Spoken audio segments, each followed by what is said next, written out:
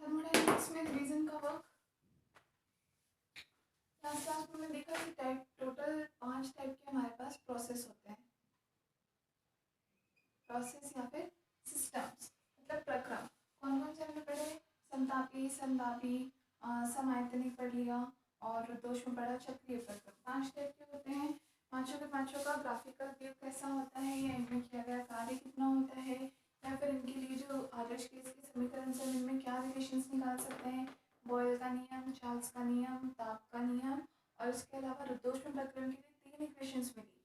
P V की power गाँव में मतलब एक इक्वेशन मिली पी और वी में, एक मिली पी और टी में, एक मिली टी में और वी में। ठीक है, और तीनों के तीनों इक्वेशन कहाँ से है उनको डिराइव करके देखा। क्लियर है, वो चीज़ समझ में आ गई। अब हम बात करते हैं कि हमने जो फर्स्ट लॉ ऑफ थर्मोडायनेमिक्स पढ़ा उसके एप्लीकेशन पार्ट की। एप्लीकेशन पार्ट मतलब उसका अनुप्रयोग किस तरीके से कर सकते हैं। जो अभी लास्ट लेक्चर में देखा वो भी एक तरीके से उसका अनुप्रयोग था।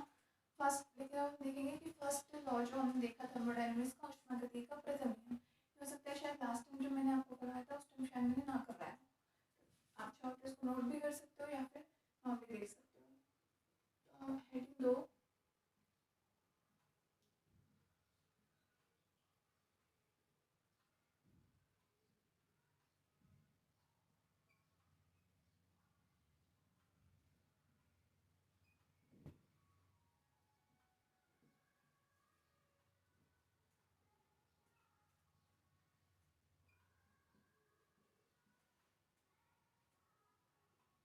ऊष्मागतिकी के प्रथम नियम के अनुप्रयोग।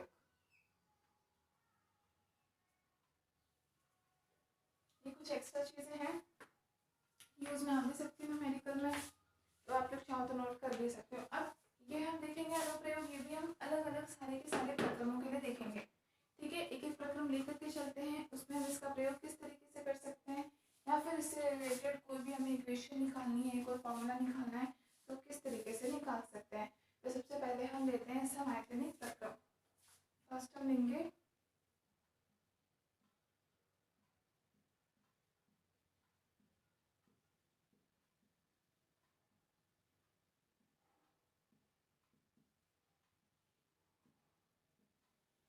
समायतनिक प्रक्रम के लिए, नोट कर लो। एक समायतनिक प्रक्रम तो ऊष्मागतिकी का प्रथम नियम का प्रयोग करना है। तो फर्स्ट लॉ क्या होता है, देखो ऊष्मागतिकी के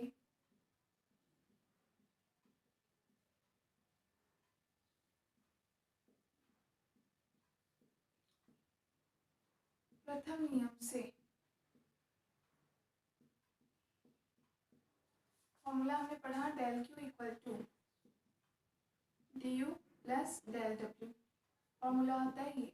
अब इसका यूज आप किसी समायतनिक प्रक्रम के लिए कैसे कर सकते हो? तो सबसे पहली बात यहाँ पे वर्क डन। समायतनिक प्रक्रम का मतलब क्या होता है? समायतनिक प्रक्रम का मतलब होता है कि v का मान आयतन आपके पास कैसा होगा, नियत होगा, कांस्टेंट होगा। आयतन नियत होने का मतलब कि इसमें जो चेंज होगा dv वो बराबर कैसा हो जाएगा, 0 हो जाएगा। ठीक है, दूसरी चीज हम बात करें जो कि यहाँ पे आ रहा है work done delta W, formula क्या होता है p dv और dv हमारे पास कैसे है 0, तो इसका मतलब वर्क डन इस कंडीशन में हो जाएगा 0। तो यहाँ से सम आयतनिक प्रक्रम के लिए हमारे पास ये फर्स्ट लॉ जो है इसका फॉर्म कुछ चेंज हो जाएगा, इसका रूप चेंज हो जाएगा। ये क्या बन जाएगा, delta q equal to d u बन जाएगा। मतलब सम आयतनिक प्रक्रम में जो भी निकाय के द्वारा अवशोषित की गई ऊष्मा या फिर निकाय के द्वारा जो ऊष्मा बाहर की गई हो, उत्सर्जित की गई हो, उसका मान किसके इक्वल होगा, उसकी आंतरिक ऊर्जा के बराबर होगा। ठीक है, आंतरिक ऊर्जा कम्प्लीटली किस पर डिपेंड करेगी, केवल कितनी एनर्जी सिस्टम बाहर से ले रहा है, एब्जॉर्ब कर रहा है या फिर कितनी एनर्जी वो बाहर दे रहा है। ठीक, अब इसमें अगर हम केस पढ़ें, ठीक है, तो ये हमारा फर्स्ट लॉ ऑफ थर्मोडायनेमिक्स जो है वो इस फॉर्म में आ जाए क्योंकि डेल्टा क्यू बराबर 0 हो जाएगा समायतनिक प्रक्रम के लिए। ये समझ में आ गया। अब दूसरी चीज़ हम यहाँ पर देखते हैं तो डेल्टा क्यू के बिल्कुल बराबर में आ रहा है डी यू। इसका मतलब क्या हुआ, इसका मतलब हम ये देखें कि यदि डेल्टा क्यू आपका ग्रेटर देन 0 हो, इसका मतलब जो क्यू में परिवर्तन हो रहा है वो कैसा हो, पॉजिटिव हो, धनात्मक हो। तो परिवर्तन धनात्मक होने का मतलब ये हुआ कि जो सिस्टम है, सिस्टम ने हीट बाहर से अवशोषित की होगी, किसी भी निकाय ने बाहर से हीट दी होगी, क्योंकि जब वो खुद में से परिवेश को दे देगा ऊर्जा, हीट मतलब ऊर्जा, जब वो परिवेश को दे देगा ऊष्मा, उस कंडीशन में तो उसके पास ऊष्मा की कमी हो जाएगी, तब तो डेल्टा क्यू का मान हो जाएगा नेगेटिव। यहाँ पे ग्रेटर देन 0 मतलब धनात्मक आने का मतलब है तो उसके बाद कुछ ना कुछ ऊष्मा की मात्रा उसके पास और ऐड हुई है, इसका मतलब ऊष्मा का मान वेक्टर कैसा आ रहा है, पॉजिटिव आ रहा है। ठीक है, तो हम क्या लिख सकते हैं यहाँ पे, अर्थात निकाय द्वारा ऊष्मा ऊर्जा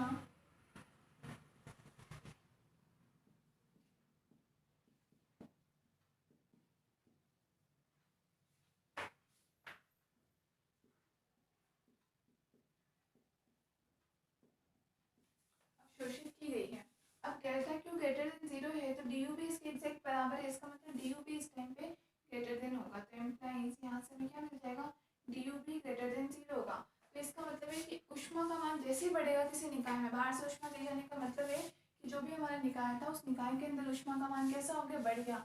इसका मतलब है कि उसका आंतरिक ताप जो है, उसकी आंतरिक ऊर्जा का मान भी उस टाइम पे बढ़ जाएगा। जब डेल्टा क्यू का मान बढ़ेगा उस टाइम पे डेल्टा यू का मान भी बढ़ जाएगा, मतलब कि निकाय की जो आंतरिक ऊर्जा है, हम कह सकते हैं तो डायरेक्टली किस पर डिपेंडेंट है, एग्जैक्टली कि कितनी ऊष्मा कोई निकाय बाहर से ले रहा है या फिर बाहर को ले रहा है। ठीक है, उसके अकॉर्डिंग उसकी इंटरनल एनर्जी का मान भी उसके साथ परिवर्तित होता रहेगा। तो यहाँ से हम क्या लिख सकते हैं कि इम्प्लाइज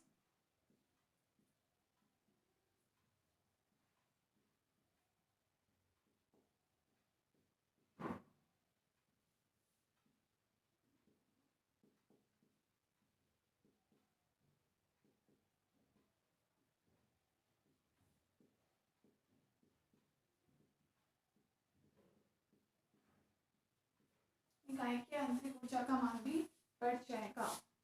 इसके लिए फर्स्ट कंडीशन नोट करो।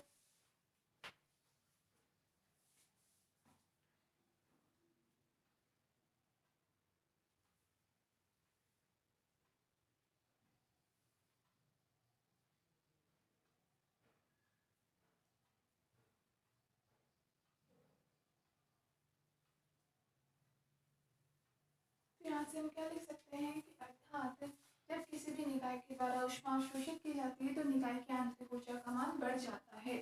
डायरेक्टली डिपेंड कैसे, कि कोई भी सिस्टम, कोई भी निकाय अगर ऊष्मा का मान क्या करता है, बाहर से अगर अवशोषित करता है तो निकाय की आंतरिक ऊर्जा का मान भी बढ़ जाता है, इंक्रीज हो जाती है वैल्यू।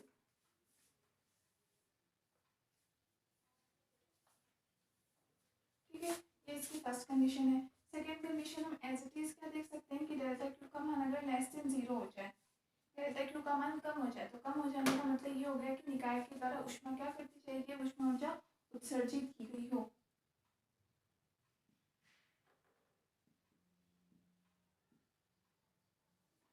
उत्सर्जित की गई हो, और ये जब उत्सर्जित की जाएगी तो यहाँ से हमारे पास डी यू का मान भी क्या आ जाएगा,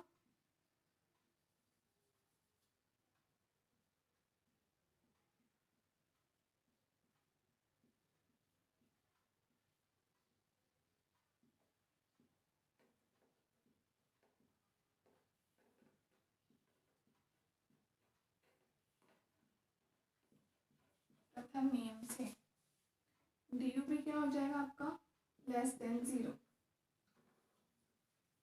ठीक है, डी यू का मान भी less than zero, that is हम क्या कह सकते हैं कि यदि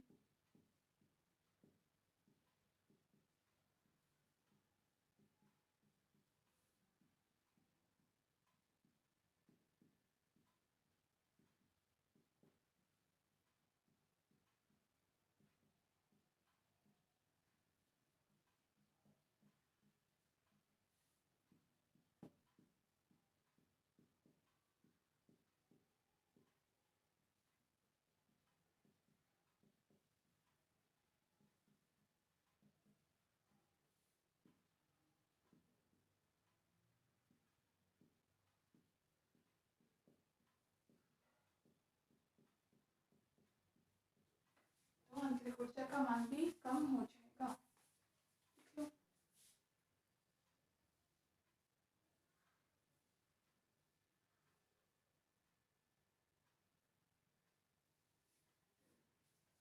ठीक है, मतलब जैसे ये चीज़ वैसे हमें कॉमन सेंस से भी पता होता है कि कोई भी चीज़ है, जैसे हम ये बोलते हैं कि लाइक को कोई भी पात्र है उसको आपने गर्म किया, उसके अंदर कुछ भी आपने मटेरियल डाल दिया, पानी दे दिया, उसको आपने गर्म कर दिया, तो सिंपल सी बात है, बाहर से जैसे ही जो हमारे पात्र है निकाय है, तो जैसे बाहर से अतिरिक्त ऊष्मा ले रहा है, चाहे वो टेम्परेचर के थ्रू ले रहा हो किसी भी फॉर्म में, ठीक है। अगर वो ऊर्जा लेता है तो ओवरऑल जो उसका टेम्परेचर होता है वो कैसा होता है, बढ़ जाता है।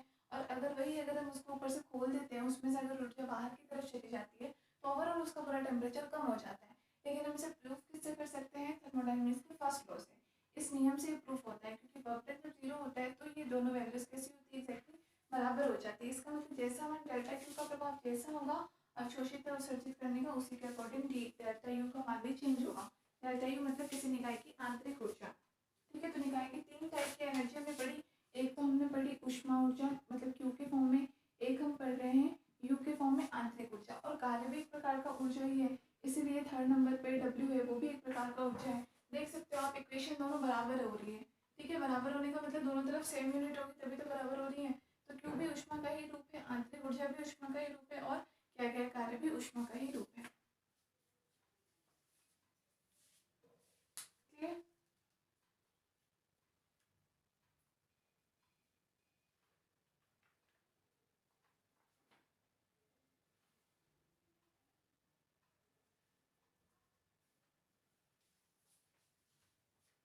ये इसका सेकेंड केस। तीसरी चीज क्या देख सकते हैं यहाँ से,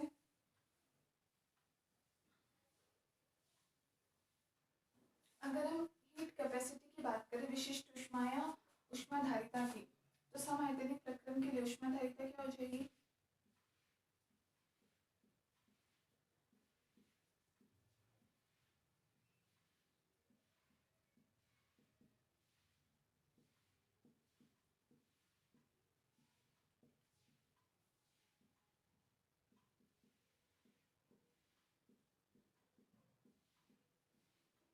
ऊष्माधारिता। तो CV से लेंगे हम, क्योंकि यहाँ पर V कांस्टेंट है। CV इक्वल टू फॉर्मूला क्या होता है, del q upon d t. इस फॉर्म में लिख सकते हैं। तो यहाँ से इम्प्लाइज डेल क्यू का मान कितना होता है, डेल क्यू इक्वल टू होता है n into c we D t. N कहाँ से आया, एन टोटल कणों की बात होती है, जनरली हम फॉर्मूले में एन लगाते नहीं है, वैसे ये एन सी भी होता है। एन कणों के लिए मोलर विशिष्ट ऊष्मा का मान होता है। अगर हम चेंज नहीं करते तो लगाते नहीं है, तो n C we D T, या आप इसको m C we D t भी लिख सकते हो। अगर मोलर उनकी वेट दिया गया, आपको मोलर द्रव्यमान दिया गया हो, तो m C we D t का मान भी लिख सकते हो, डेल्टा क्यू। लेकिन फर्स्ट लॉ से हमने क्या पढ़ा, फ्रॉम फर्स्ट लॉ,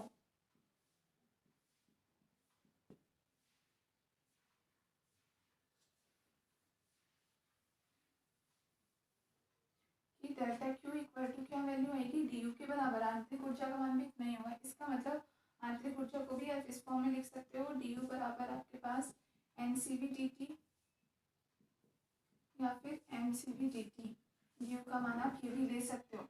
इसका मतलब यहाँ से आप सी वी का मान डी यू के फॉर्म में भी लिख सकते हो, d u upon d T के फॉर्म में। जैसे del q upon d t है, इसका फॉर्मूला सी वी का, इस तरीके से आप इसकी जगह D u upon d t भी ले सकते हो। डी यू और डेल्टा क्यू एक चीज़ नहीं है, डी यू होता है आंतरिक ऊर्जा, डेल्टा क्यू होता है ली गई ऊष्मा। लेकिन अगर आप बात करें और समआयतनिक प्रक्रम के लिए, सीवी के लिए, उस टाइम पे दोनों वैल्यूज आप बराबर पुट कर सकते हो, ठीक है, इस फॉर्मूले से, क्योंकि डी यू का मान भी वही आएगा जो कि डेल्टा क्यू का मान होगा। तो ये होता है फर्स्ट ऑफ थर्मोडायनेमिक्स का अनुप्रयोग समआयतनिक प्रक्रम के लिए। कि यहाँ से एक तो आप क्या निकाल सकते हो, यहाँ से समआयतनिक प्रक्रम में आप आंतरिक ऊर्जा का मान निकाल सकते हो, आंतरिक ऊर्जा में परिवर्तन किस प्रकार से होगा, कब कम होगी कब ज्यादा होगी। और दूसरी चीज, यहाँ से आप मोलर विशिष्ट ऊष्मा सीवी का मान भी कैलकुलेट कर सकते हो, किसके फॉर्म में, डेल्टा क्यू के फॉर्म में भी और डी यू के फॉर्म में भी।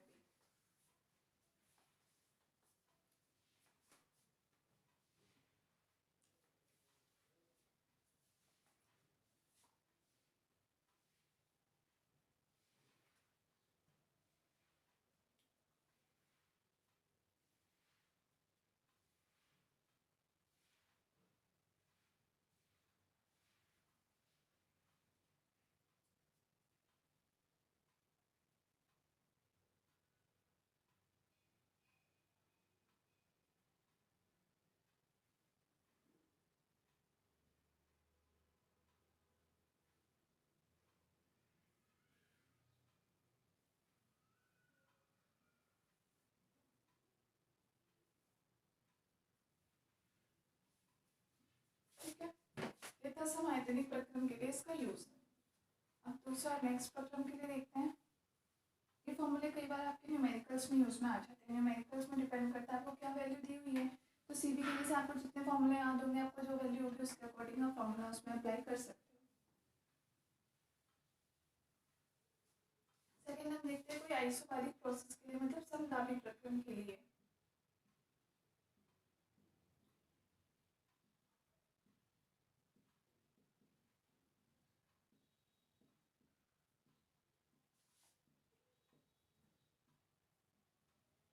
समदाबी प्रक्रम के लिए फर्स्ट लॉ ऑफ थर्मोडायनेमिक्स को किस तरीके से यूज कर सकते हैं, ठीक है। तो देखो, सबसे पहले तो फर्स्ट लॉ ऑफ थर्मोडायनेमिक्स क्या होता है,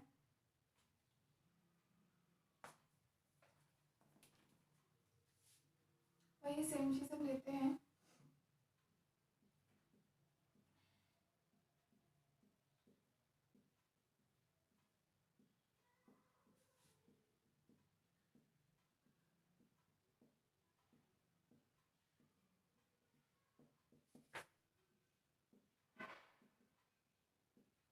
du plus delta W.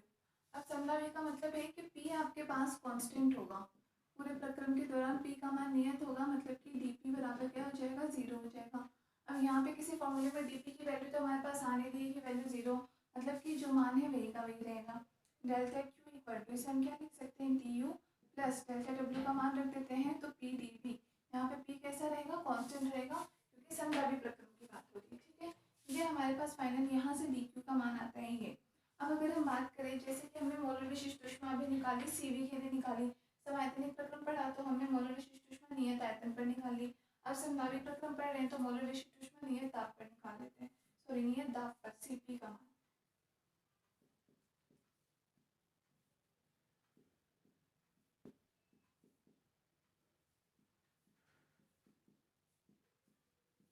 CP constant pressure पर, इसकी वैल्यू क्या हो जाएगी, हमने अभी पहले पढ़ चुके हैं, delta Q upon delta T होता है।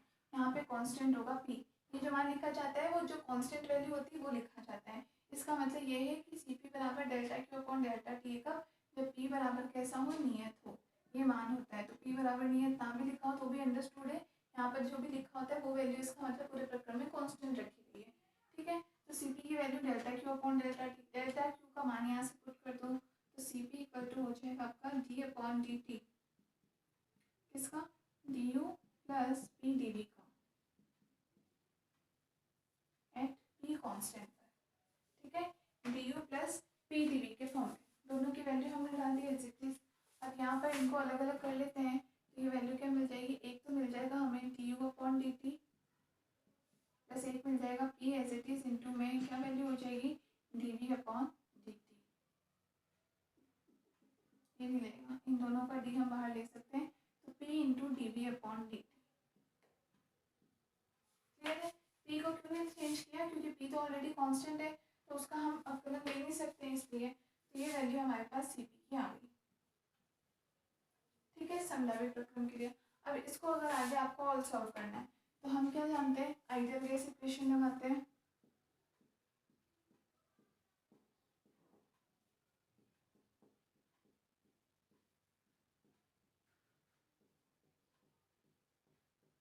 आदर्श गैस समीकरण से पी वी इक्वल टू हो जाएगा आर टी।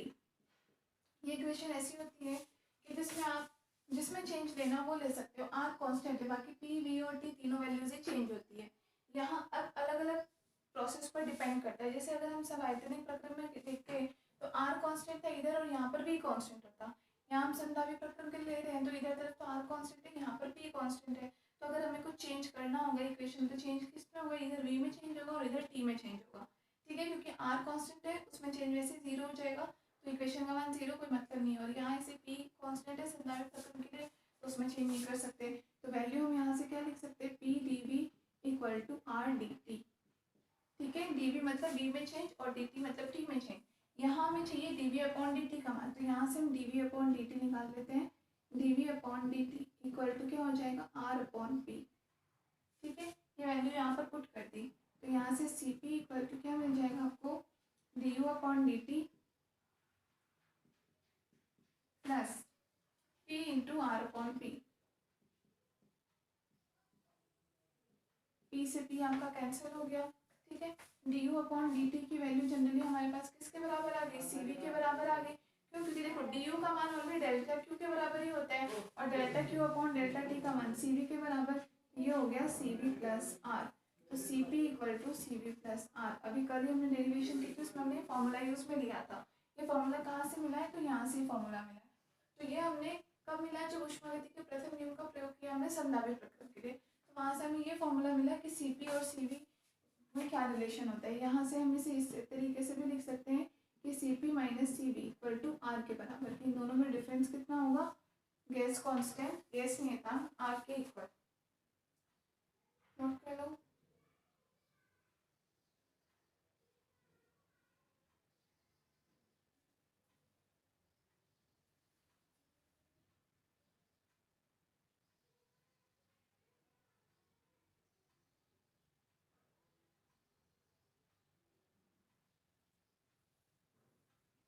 ठीक है, यहाँ से सी वी कैसे लिख दिया है, जैसे देखो ये कांस्टेंट आने का मतलब ये है कि यहाँ पर अगर हम बात करते हैं डी यू के लिए, तो डी यू हम कांस्टेंट ले लेंगे पी पर और ये हमारा डी वी कांस्टेंट हो जाएगा पी पर। ठीक है, क्यों, क्योंकि यहाँ पी पे कांस्टेंट नहीं ले सकते क्योंकि डी वी का मान आ रहा है, और यहाँ पी पर कांस्टेंट नहीं ले सकते क्योंकि यहाँ पर डी यू का मान आ रहा है। इसलिए इसे बी कांस्टेंट पर लो, इसे पी कांस्टेंट पर लो, और बी कांस्टेंट पर D u upon d T अभी हम पीछे पढ़ सकते हैं किसके इक्वल होता है, सी वी के इक्वल होता है। इसलिए हमने यहाँ इसे सी वी के फॉर्म में लिखा है। ठीक है,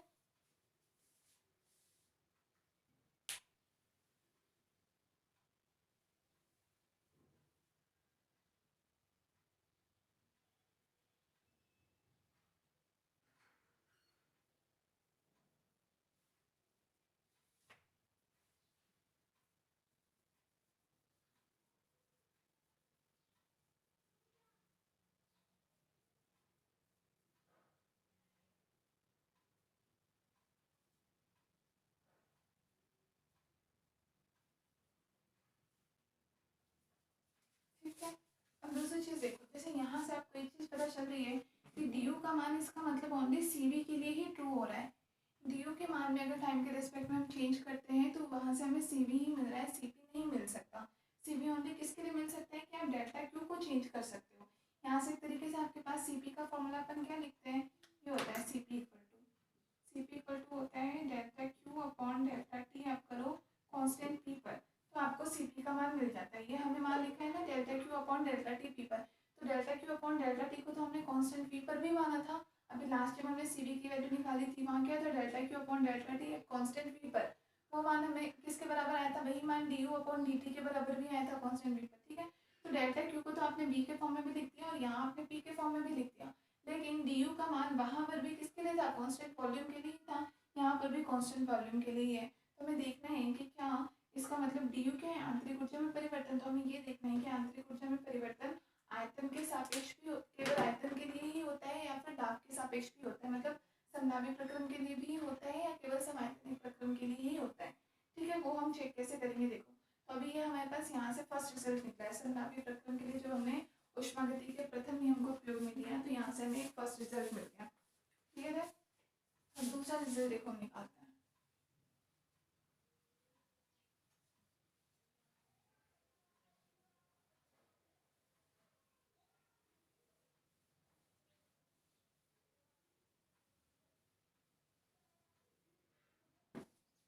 दूसरा रिजल्ट हम देखें तो देखो, जैसे अभी अपन डेल्टा क्यू का मान देख करके आए हैं, एम और एन दोनों के फॉर्म में। एन होता है टोटल कणों की संख्या, एम होता है उनका मोलर द्रव्यमान। तो दोनों के फॉर्म में वैल्यू क्या है, हमारे पास एनसीपी या फिर एमसीपी, दोनों ही तरीकों से हम मान लिख सकते हैं। ठीक है, तो यही मान हमारे पास डेल्टा क्यू के मान हम वही आइसोबारिक प्रोसेस के लिए ये लिख सकते हैं। मतलब देखो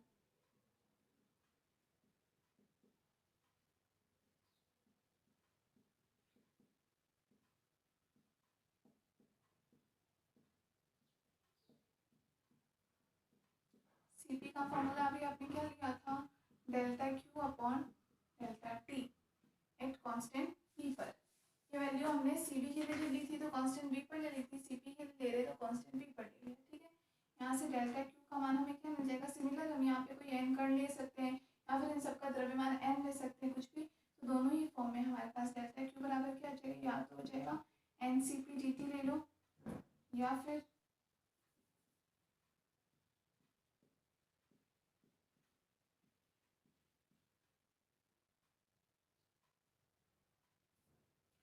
delta q equal to m C P D t. ठीक है, दोनों ही फॉर्म में हम इस तरीके से इजीली इक्वेशन लिख सकते हैं, कोई दिक्कत नहीं। अब अगर अपन चेंज करना चाहें इसको डी यू के मान के लिए, कि डी यू का मान हमने क्या लिया है, डी यू का मान हमने जैसे हम पहले यूज करते हैं ऊष्मागतिकी का प्रथम नियम।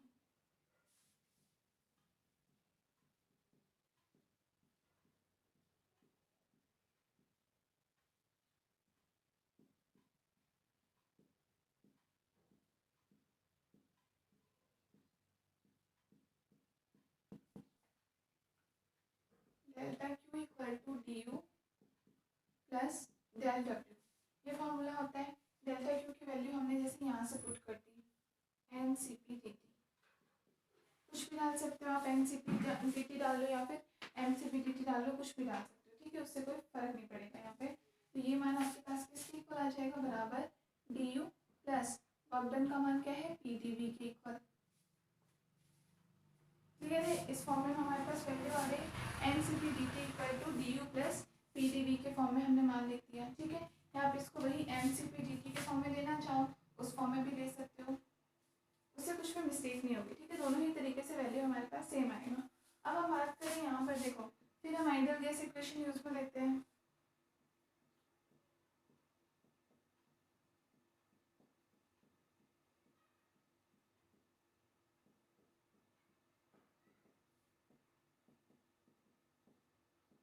P v equal to r t है, यहाँ पे पी कॉन्स्टेंट है, यहाँ आर कॉन्स्टेंट है, तो हम क्या लिख सकते हैं, p d v equal to r D t. अब पीछे भी हमने ऐसे ही किया था, तो यहाँ से हमने d v upon d t का मान निकाला था, यहाँ हमें d v upon d t नहीं निकालना, डायरेक्टली पी डी वी का मान हमारे पास है, वहाँ वैल्यू पुट कर देते हैं। तो आपके पास M C P D T equal to क्या हो जाएगा, D you plus R D T के इक्वल। ठीक है, या फिर यहाँ से डी यू बराबर क्या आ जाएगा, डी टी वाले दोनों एक तरफ ले लेते हैं हम, m C P D t minus r D t. ये वैल्यू आपके पास डी टी कॉमन ले लो तो ये वैल्यू हो जाएगी एम सी पी माइनस आर के इक्वल। ठीक है, और एम सी पी मान एक तरीके से आपके पास किसका मान आया, सी वी का मान आ रहा है।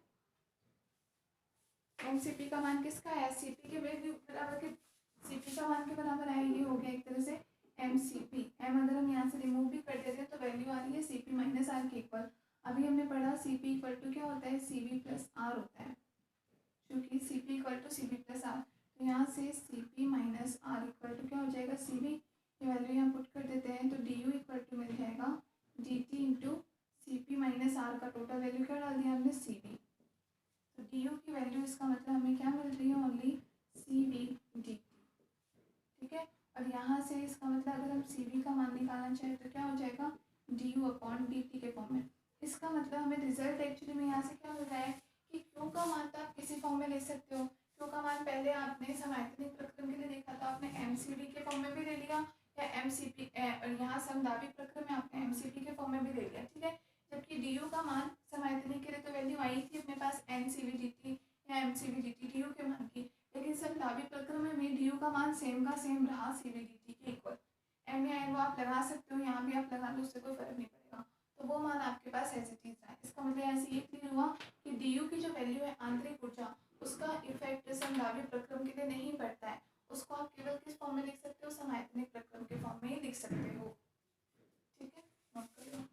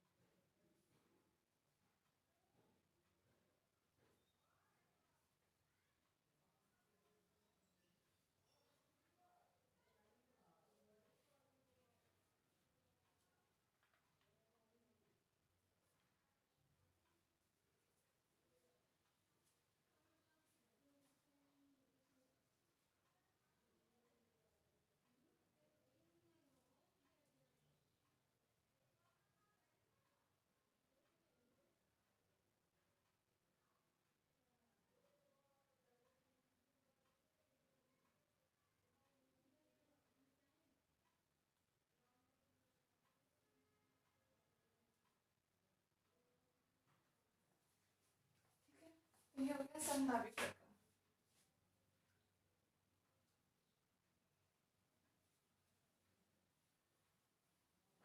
दो रिजल्ट मिल गए। दो रिजल्ट हमें किसके लिए मिले थे? समायतनिक के लिए मिले थे। ऐसे दो रिजल्ट हमें समतापी के लिए भी मिल गए।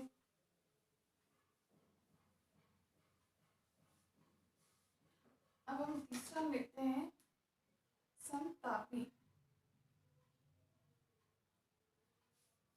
समतापी प्रक्रम। समतापी प्रक्रम में आपको पता है कि मतलब क्या होता है? टी आपका कैसा हो? पूरे प्रक्रम के दौरान नियत हो। टी नियत होने का मतलब कि टी में परिवर्तन डी टी बराबर कैसा हो जाए? 0 हो जाए। ये मतलब होता है समतापी प्रक्रम का। अब हम तो यहाँ यूज करें ऊष्मागतिकी के प्रथम नियम से, और जो प्रथम नियम है उसमें कहीं भी टी का नाम नहीं आता। फिर टी के मान को आप यहाँ यूज कैसे करोगे? देखो ऊष्मागतिकी के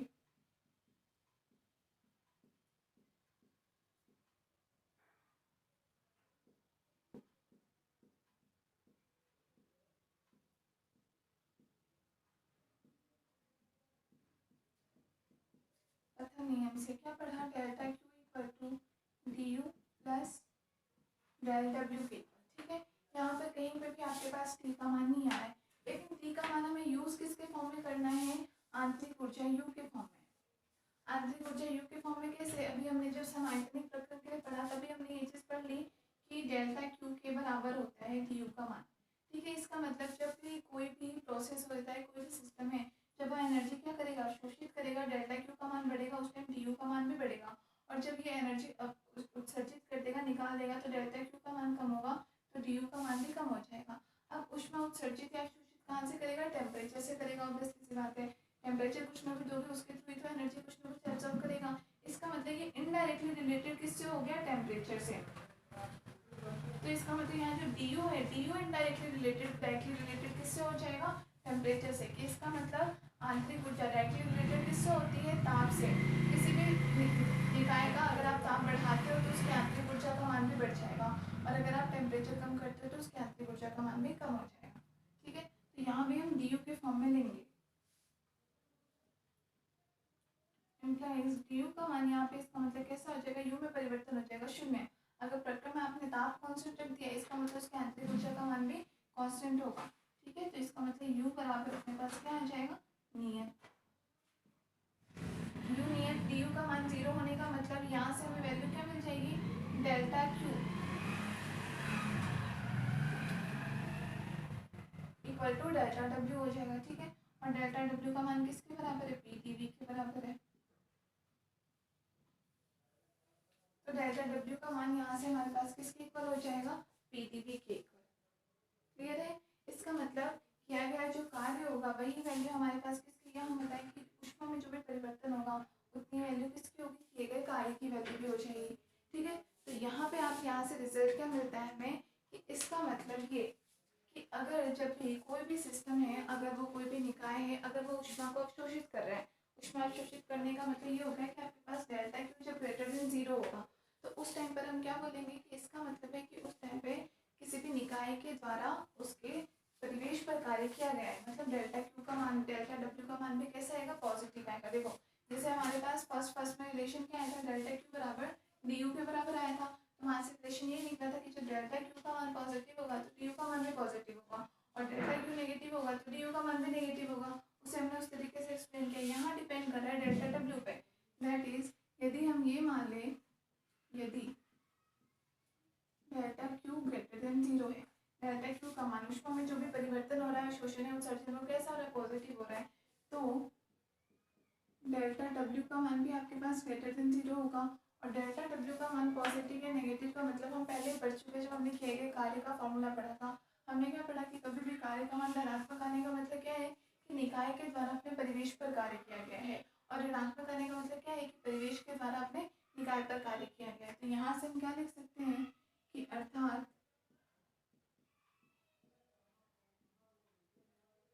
जब निकाय द्वारा डेल्टा क्यू ग्रेटर देन 0 का होने का मतलब क्या है? कि निकाय ने ऊष्मा अवशोषित की। तो जब निकाय द्वारा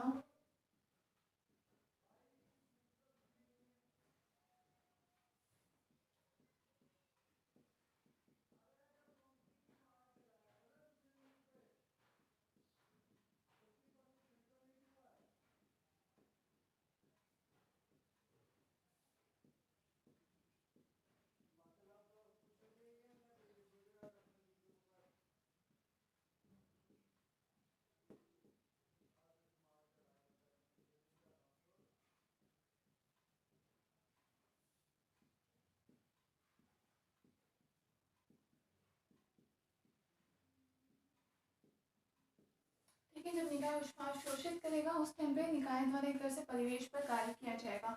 यहाँ रिलेशन में मिलेगा क्यू में और डब्ल्यू में, कि क्यू पॉजिटिव नेगेटिव हो तो उसके साथ में डब्ल्यू भी पॉजिटिव नेगेटिव होगा। तो उसका मतलब क्या होगा, डेल्टा क्यू पॉजिटिव नेगेटिव होने से मतलब होता है कि निकाय ने परिवेश पर काम किया है, परिवेश ने निकाय पर काम किया। और डेल्टा क्यू पॉजिटिव नेगेटिव होने का मतलब है कि ऊष्मा अवशोषित की या फिर उत्सर्जित की। ठीक है। दूसरी कंडीशन हम इसमें क्या देखेंगे कि यदि डेल्टा क्यू लेस देन 0 हो तो डेल्टा डब्ल्यू भी इसका मतलब क्या हो जाएगा, लेस देन 0 हो जाएगा। इसका मतलब क्या निकलेगा,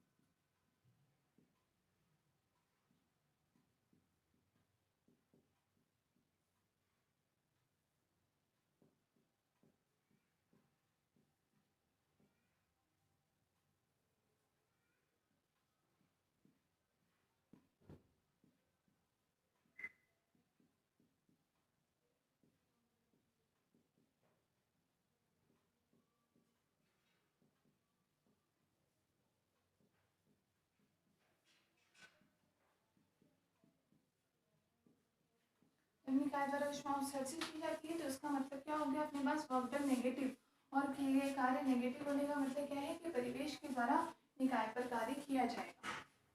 क्लियर है। तीसरी चीज आती है कि इसका मतलब हम ओवरऑल क्या कह सकते हैं, समतापीय प्रक्रम का डायरेक्ट प्रभाव किस पे होगा, उसके इंटरनल एनर्जी पर। तो dt 0 होने का मतलब है कि फर्स्ट ऑफ थर्मोडायनेमिक्स अगर आप यूज कर रहे हो तो dt 0 होने का मतलब है कि उसमें du का मान 0 हो जाएगा। तो आपके पास वैल्यू क्या हो जाएगी, डेल्टा क्यू बराबर डेल्टा डब्ल्यू। और समतापी प्रक्रम में किया गया कार्य हमने उसने देखा ही था, डेल्टा डब्ल्यू बराबर क्या होता है, इसके लिए हमने फॉर्मूला लिया था nRT ln v final upon v initial. इसी फॉर्मूले से हम क्या करते हैं, किसी समतापी प्रक्रम में किए गए कार्य को कैलकुलेट कर सकते हैं, nRT ln v final upon v initial. ठीक है। तो यही वैल्यू किसकी हो जाएगी, डेल्टा क्यू की भी हो जाएगी। तो अगर कभी कोई आपसे क्वेश्चन पूछ ले समतापी प्रक्रम और उसमें किए गए कार्य को कैलकुलेट करना हो तो कार्य आप इससे कैलकुलेट कर लो। और फिर अगर ऊष्मा पूछे तो उसमें निकालने की जरूरत नहीं है, ये आपको डायरेक्टली ध्यान होना चाहिए कि समतापी के लिए दोनों वैल्यूज बराबर होती है। मतलब जो डेल्टा डब्ल्यू का वैल्यू आया वही हमारे पास क्या हो जाएगा, डेल्टा क्यू।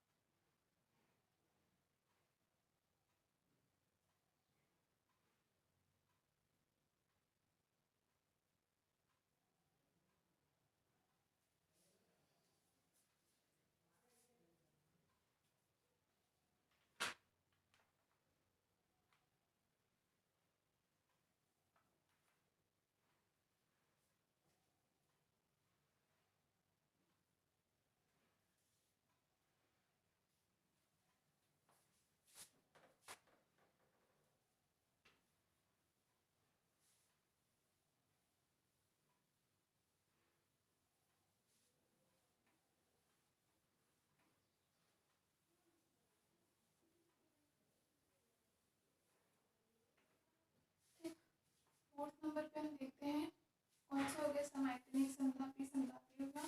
फिर एक दिया है रुद्धोष्मा।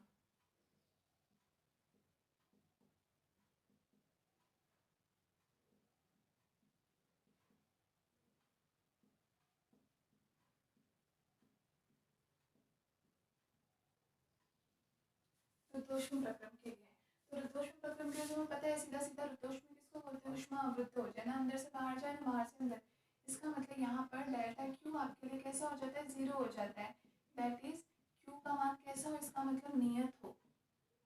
इस प्रक्रम का मतलब है, रुद्धोष्म का मतलब क्यू का मान जो भी है वो एज इट इज नियत रहे, क्यू में कुछ भी परिवर्तन होगा वो कैसा हो जाएगा, जीरो के बराबर हो जाएगा। अब इसका यूज अगर हम करें फर्स्ट लॉ में,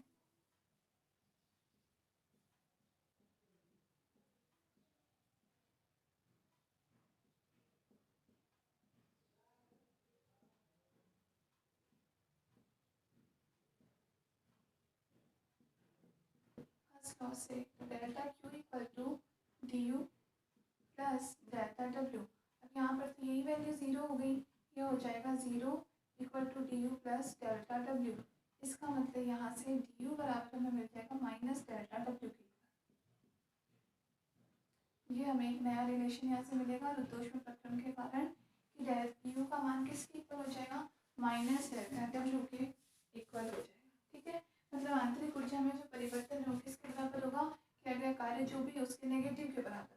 ठीक, यहाँ से हम दो कंडीशन क्या निकाल सकते हैं कि डी यू का मान ग्रेटर देन या लेस देन हो, तो वहाँ से डी डब्ल्यू के मान पर क्या फर्क पड़ेगा। ठीक है, पहला रिलेशन हमें क्या मिला था, डेल्टा क्यू इक्वल टू किसके बराबर आ जाए, डी यू के बराबर आ जाए। अभी लास्ट रिलेशन हमें क्या मिला, delta q equal to d डब्ल्यू के बराबर आ जाए। और अब तीसरा ये मिला कि डी यू का मान डी डब्ल्यू के बराबर हो। ठीक है, अब यहाँ पे हम फर्स्ट केस ये देखते हैं कि अगर डी यू का मान ग्रेटर देन जीरो है, मतलब डी यू का मान अगर पॉजिटिव है, ठीक है,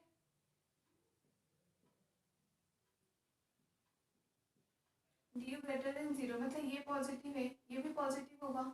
ठीक है, ये पॉजिटिव होने का मतलब आगे साइन अगर यहाँ पर प्लस लगाते हैं, यहाँ भी प्लस लगाते हैं, लेकिन ओवरऑल तो ये साइन माइनस है, तो यहाँ पर अपने पास इसका मतलब डेल्टा डब्ल्यू का मान उसका उल्टा आ जाएगा, मतलब डेल्टा डब्ल्यू नेगेटिव ही रह जाएगा, तो वैल्यू लेस देन जीरो हो जाएगी। क्लियर है, डी यू पॉजिटिव होगा मतलब एक तरीके से हम दोनों के आगे प्लस प्लस साइन लगाओ तो प्लस माइनस माइनस का माइनस ही रहेगा और डी यू ग्रेटर देन हो जाएगा। ठीक है, तो डी यू पॉजिटिव होने का मतलब एक ही टाइम पे डेल्टा डब्ल्यू का मान कैसा रहेगा, नेगेटिव रहेगा।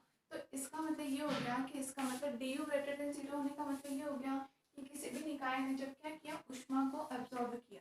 ठीक है, मतलब आंतरिक ऊर्जा में जब भी उसकी वृद्धि होगी, आंतरिक ऊर्जा में जब वृद्धि होगी तो अपन क्या बोल सकते हैं कि जो भी अपना किया गया कार्य होगा निकाय का वो कैसा हो जाएगा, इसका मतलब शून्य हो जाएगा, सॉरी लेस देन जीरो हो जाएगा, मतलब नेगेटिव हो जाएगा। या तो हम ये कह सकते हैं कि इस टाइम में परिवेश द्वारा निकाय पर कार्य किया जाएगा या जो भी कार्य का मान है वो हमारे पास कैसा आएगा, नेगेटिव होएगा।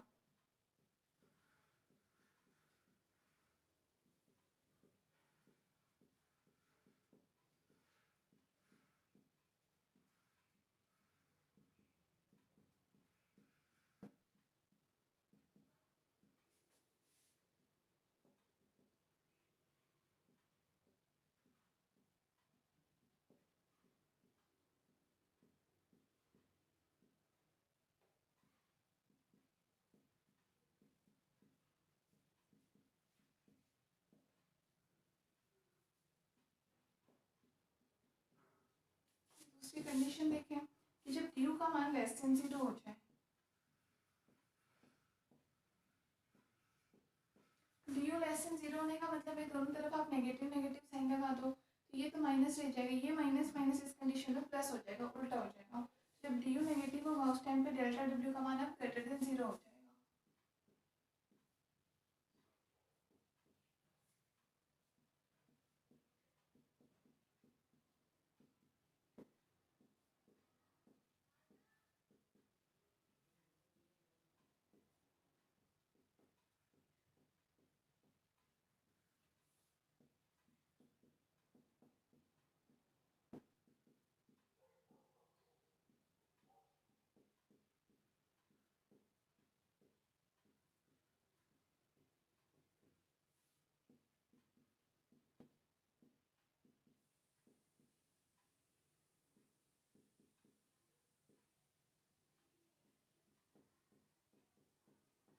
देखो, अब इसका मतलब यहाँ से क्या निकल रहा है कि D you greater than zero, D you greater than zero कब होगा, हम पढ़ चुके हैं जब delta Q greater than zero होगा। ठीक है, तब डी यू भी ग्रेटर देन जीरो होगा। Delta Q greater than zero का होने का मतलब क्या है कि जब कोई भी निकाय ऊष्मा को अब्सॉर्ब करे, अवशोषित करे, ठीक है, उस टाइम पे हमारे पास डी यू का मान ग्रेटर देन जीरो हो गया। तो तो हमने बताया कि तब हमारे पास कार्य का मान लेस देन जीरो होगा। तो जैसे हम नॉर्मली एग्जांपल देख सकते हैं कि किसी भी चीज़ की एनर्जी में कोई कमी नहीं हुई, इसका मतलब क्या, एनर्जी और पहले से ज़्यादा बढ़ गई, इसका मतलब उसने कुछ भी काम नहीं किया। जब आप काम करोगे तो काम में तो एनर्जी भी कुछ ना कुछ यूज आएगी। काम करने का मतलब है कि एनर्जी कम होना। अगर एनर्जी कम हो रही है इसका मतलब आप कह सकते हो कि आपने कुछ काम किया। अगर आपकी एनर्जी कम होने की जगह और बढ़ी है, इसका मतलब काम सिस्टम के द्वारा कैसा हुआ है, बिल्कुल कम हुआ है, नेग्लिजिबल हुआ है। ठीक है, इसीलिए हमने क्या बोला कि जब निकाय ने बैठे बैठे ऊष्मा और पहले से भी ज़्यादा अवशोषित कर ली, इसका मतलब डी का मान बढ़ गया। डी का मान बढ़ने का मतलब है कि आपने कुछ भी ऊष्मा कार्य में यूज में ली ही नहीं, तो उसकी जो आंतरिक ऊर्जा थी वो कम होने की जगह पहले से और ज़्यादा बढ़ गई। इसका मतलब जो आपने कार्य था और भी ज़्यादा कम हो गया। अब कार्य ऋणात्मक होने का मतलब क्या होगा कि इस टाइम पे निकाय ने कुछ कार्य किया ही नहीं, उल्टा परिवेश ने निकाय पर कार्य किया है। इसीलिए डेल्टा डब्ल्यू का मान क्या हो जाएगा, लेस देन जीरो हो जाएगा। सेम कंडीशन हम यहाँ देखेंगे कि डी का मान लेस देन जीरो। अब डी के मान में आंतरिक ऊर्जा में कमी होने का मतलब है कि कुछ न कुछ ऊर्जा कार्य करने में यूज में आएंगे, इसीलिए कार्य का मान कैसा हो जाएगा, पॉजिटिव हो जाएगा। और निकाय के कार्य का मान पॉजिटिव आने का मतलब क्या है कि निकाय ने कार्य किया, तो निकाय ऑब्वियसली सी बात है परिवेश पर कार्य करेगा। तो इस कंडीशन में हमारे पास कार्य का मान कैसा हो जाएगा, धनात्मक हो जाएगा।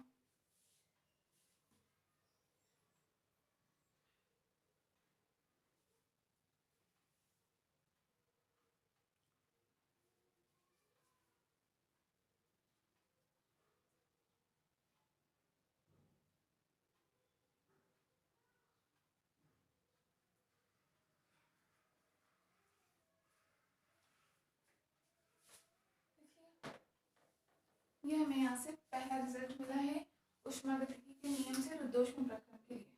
फर्स्ट रिजल्ट ये मिला है। ठीक है, कि डी और डेल्टा डब्ल्यू में क्या रिलेशन होता है, किस तरीके से कम ज़्यादा, पॉजिटिव नेगेटिव तो हो जाते हैं, लेकिन उस पॉजिटिव नेगेटिव का मतलब क्या है कि डी पॉजिटिव होने का मतलब है कि पहली बात तो ऊष्मा अवशोषित हुई हो, क्यों पॉजिटिव होगा तभी डी क्योंकि पॉजिटिव होगा। ठीक है, और इसका मतलब है डेल्टा डब्ल्यू वर्क डन की ऊर्जा आपकी पहले कंपेयर में बढ़ गई, इसका मतलब कुछ भी कार्य किया नहीं गया है। ठीक है, और निकाय के द्वारा कार्य नहीं करने का मतलब है कि इसका मतलब परिवेश ने निकाय पर कार्य कर दिया, इसलिए डेल्टा क्यू डब्ल्यू का मान कैसा हो जाएगा, लेस देन जीरो। सेम यहाँ हो जाएगा। दूसरे रिजल्ट की अगर हम बात करें यहाँ से, दूसरे नंबर पॉइंट क्या है कि देखो रुद्धोष्म प्रक्रम है, इसका मतलब इसके लिए डेल्टा क्यू बराबर तो आपके पास जीरो है। ठीक है, डेल्टा क्यू का मान जीरो है, डी यू का मान इसका मतलब केवल आपके पास बच जाएगा। तो डी यू का मान आप क्या लिख सकते हो, m C we D T या फिर n C we D t. ठीक है, होता सीवी के फॉर्म में ही है। अब हम डेल्टा क्यू को तो नहीं लिख सकते सीवी के फॉर्म में, डेल्टा क्यू अपॉन मतलब हम सीवी बराबर delta Q upon delta T यहाँ के लिए नहीं लिख सकते, क्योंकि डेल्टा क्यू का मान कैसा है, जीरो के इक्वल है। ठीक है, तो इसे हम किस फॉर्म में ले सकते हैं, डी यू के फॉर्म में ही ले सकते हैं, क्योंकि डी यू का मान हमारे पास है कुछ ना कुछ, इसलिए हमने यहाँ डी क्यू जीरो है तो डी यू के फॉर्म में वैल्यू आएगी। ठीक है, तो डी यू के फॉर्म में हमारे पास वैल्यू एम या एन दोनों में से किसी फॉर्म में आ सकती है। अब क्योंकि डी यू बराबर किसके है, माइनस डेल्टा डब्ल्यू के, डी यू बराबर है माइनस डेल्टा डब्ल्यू के, इम्प्लाइज यहाँ से आप डेल्टा डब्ल्यू का मान भी क्या रख सकते हो, minus m C we D T या फिर minus n C we D t. Clear है, मतलब यहाँ से वर्कडन का एक और फॉर्मूला मिला। वर्कडन का फॉर्मूला भी तो जैसे हमने देखा पीडीवी वैल्यू होती है। ठीक है, जैसे हमने अभी इससे पहले हमने समतापी प्रक्रम पढ़ा, उसके लिए वर्कडन का मान अलग होता है, रुद्धोष्म प्रक्रम के लिए मान अलग होता है। कल हमने दो वैल्यूज निकाली थी रुद्धोष्म प्रक्रम के लिए, और ये हमें एक और तीसरा मान मिल गया। तो अगर आपके पास सीवी की वैल्यू गिवन है और टेम्परेचर में कितना चेंज हो रहा है ये आपको पता है, तो वर्कडन आप डायरेक्टली यहाँ से भी निकाल सकते हो।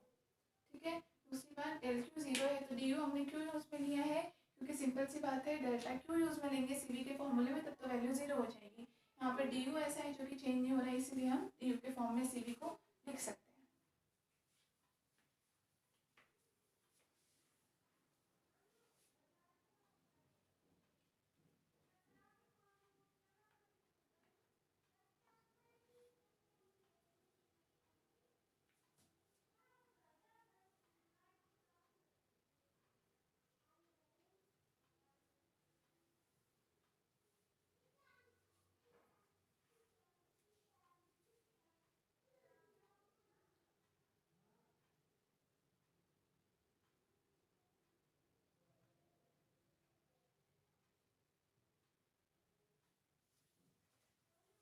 ठीक है, ये चार प्रक्रम हो गए, एक लास्ट बच गया चक्रीय प्रक्रम।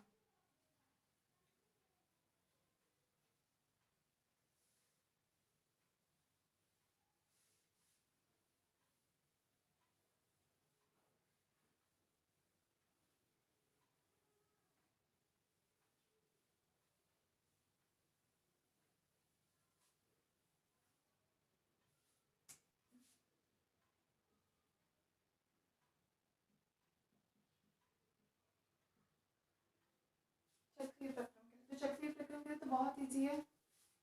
चक्रीय प्रक्रम बिल्कुल सिंपल, जहाँ से आपने स्टार्ट किया वहीं पहुँच जाओ। आपके रास्ते अलग हो सकते हैं, लेकिन जहाँ से आपने शुरुआत की वहीं पर वापस खत्म भी होना चाहिए पूरा प्रक्रम।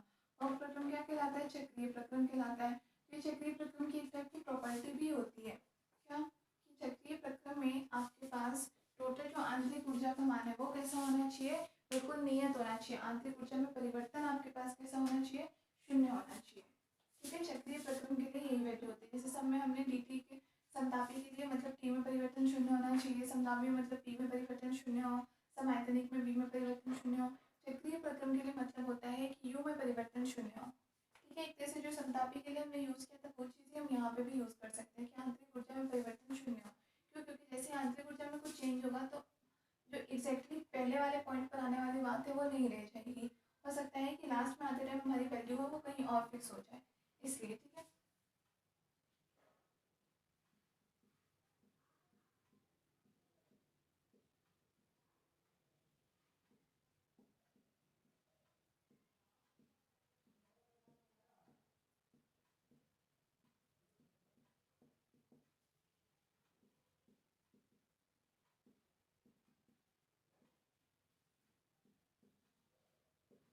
ये होता है।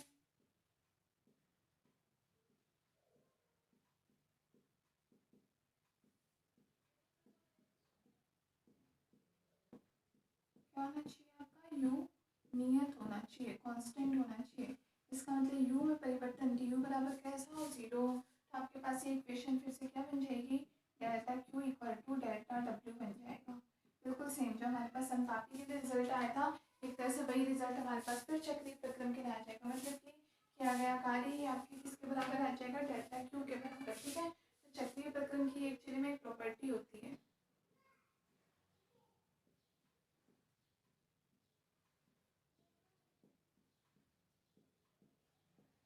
क्या कि इसके लिए जो नेट हीट का मान होता है, नेट हीट मतलब बिल्कुल फिक्स, उस प्रक्रम में जो भी हीट का मान होगा वो किसके बराबर होगा?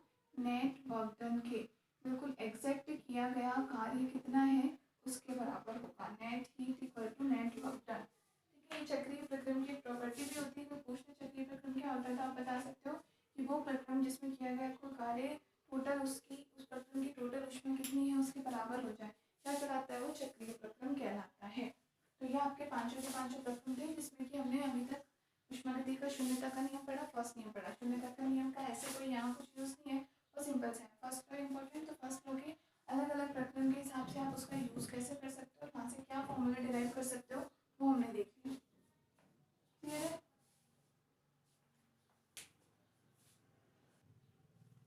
अब अगर हम बात करें कि कोई भी ये सारे के सारे जो चार पांच प्रक्रम पढ़े हैं इन सबको किसी एक ग्राफ से शो करना हो तो कैसे शो कर सकते हो? ये नोट कर लिया?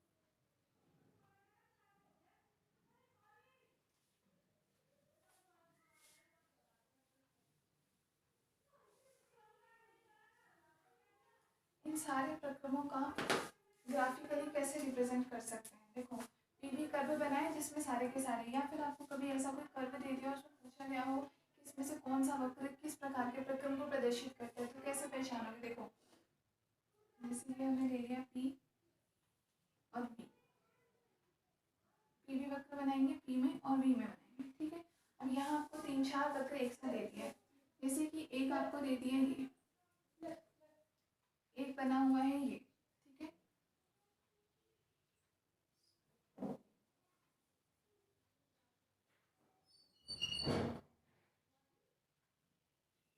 एक है ये और एक है ये। क्लियर है? और आपको पहचानना है कौन सा। ये हमने नाम दे दिया A B C D E, अलग अलग हमने कौन सा प्रक्रम किसको प्रदर्शित करता है। ठीक है, सी मान लो आपको ये थोड़ा छोटा ही दे रखा हो,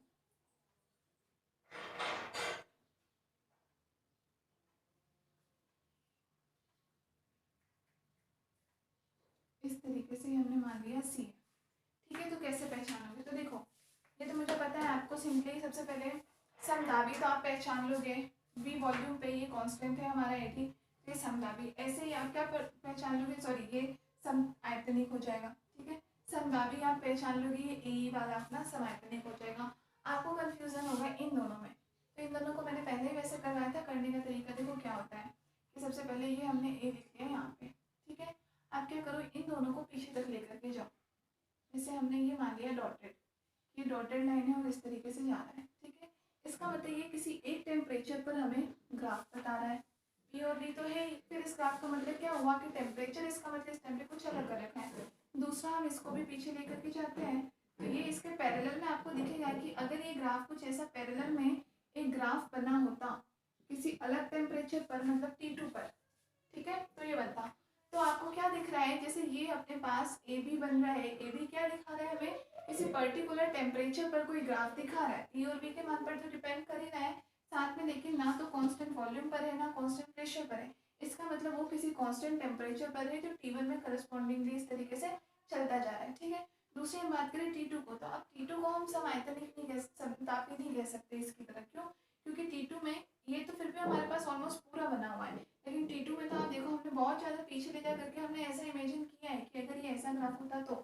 ठीक है, इसका मतलब हमें जो स्पेशली T2 में पूछ रहा है वो इसको पूछ रहा है, ये कि ये जो चीज़ बन रही है ये क्या है। तो मैंने आपको बताया था रुद्धोष्म प्रक्रम के लिए कि कभी भी दो समतापी निकाय हो, उन दोनों समतापी ग्राफ के बीच में जो उन दोनों को कनेक्ट करने वाली लाइन होती है वो किसको प्रदर्शित करती है, रुद्धोष्म को। तो ये आपको दिख रहा है, अगर इनको हम कोई दो अलग अलग टेम्परेचर पर माने तो ये इन दोनों को कनेक्ट करती हुई दिख रही है आपस में, इसका मतलब ये किसकी है, रुद्धोष्म प्रक्रम को प्रदर्शित कर रही है। आप क्या लिख सकते हो यहाँ, पहले अपन बात करें ए ई तो क्लियर है, कांस्टेंट प्रेशर पर है, ये कोई कांस्टेंट प्रेशर पर है, कैसा हो जाएगा, संदाबी। संदाबी प्रक्रम को मतलब वो प्रदर्शित कर रहा है, ए बी वक्र। ठीक है, फिर आपका दूसरा वक्र अपन ले लेते हैं ए बी वक्र किसको प्रदर्शित कर रहा है, किसी नियत ताप पर, तो समतापी प्रक्रम को। तीसरे नंबर पे हम ले लेते हैं ये एसी। तो ऐसी क्या है, दो समतापी वक्रों के बीच में एक दूसरे को कनेक्ट करने का काम कर रहा है, मतलब ये किसका काम है, रुद्धोष्म प्रक्रम का।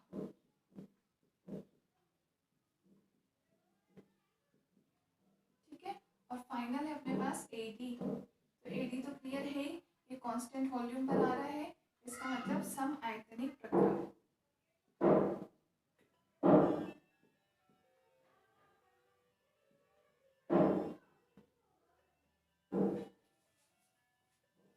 क्लियर है, सम आयतनिक प्रक्रम।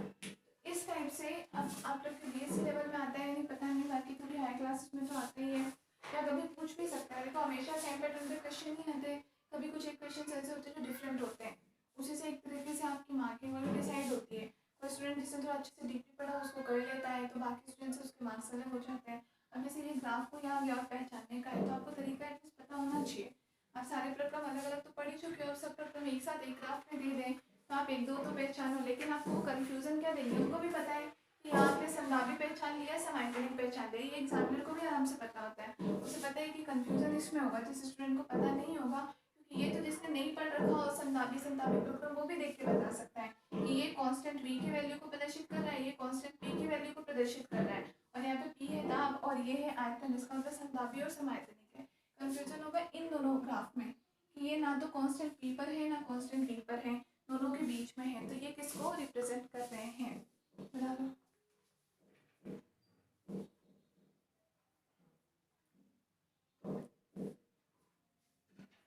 ठीक है, चलिए आपका एक से फर्स्ट यूनिट में जो भी आपका फर्स्ट चैप्टर था वो कंप्लीट हो गया। इसके बाद हमने क्या था, हीट इंजन वगैरह के बारे में, या फिर रेफ्रिजरेटर कार्नो इंजन वगैरह उसके बारे में, तो उस पार्ट में तो शायद आप लोगों को प्रॉब्लम है नहीं,